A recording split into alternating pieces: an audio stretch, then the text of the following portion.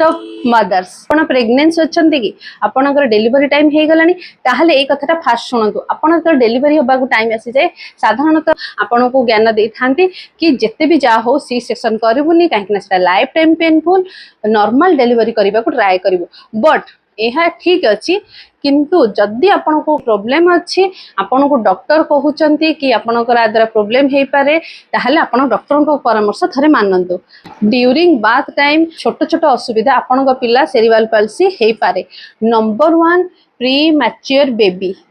जदि आपण पिला मैच्योर हवा आगरू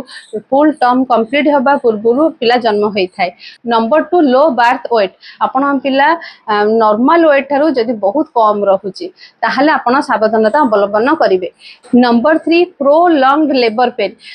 माने जदि लॉन्ग टाइम जे आपण लेबर पेन सहुचनी नंबर 4 बाथ अफेक्सिया मींस जदि जन्म पर सांगे सांगे आपण पिला को सफिशिएंट अमाउंट रो ऑक्सीजन न मिली थाए जदि आपण पिलार ब्रेन को ऑक्सीजन ठीक भाव में सप्लाई हो पारि न थाए ताहाले मध्ये आपण पिला सेरिब्रल पाल्सी होबार संभावना अछि जदि आपण पिला जन्म होबा सांगे सांगे इमीडिएट कांदी न थाए ताहाले मध्ये संभावना रही थाए जदि डिलीवरी टाइम रे आपण एमिति किछि प्रॉब्लम फेस करचंती ताहाले तर बात आपण पिला प्रति सावधान रुहंतो पिलार डेवलपमेंट जदि प्रॉपर वे रे न होउची प्रॉपर टाइम रे न होची आपण थेरापी सहित हुंतु डॉक्टर सहित हुंतु कंसल्ट करंतु।